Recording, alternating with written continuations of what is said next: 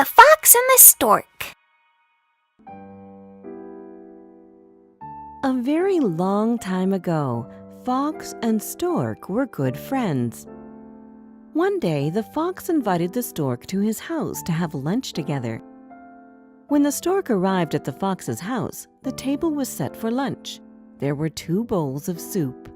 The fox started eating, but the stork couldn't even taste his soup because his beak was so long and the plate was too shallow.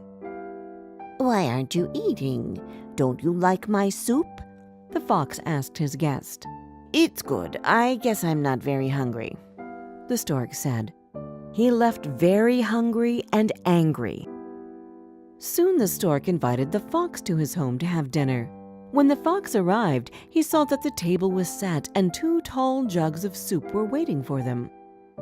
"What's the problem, Fox? Why aren't you eating? Don't you like my soup?" the stork asked.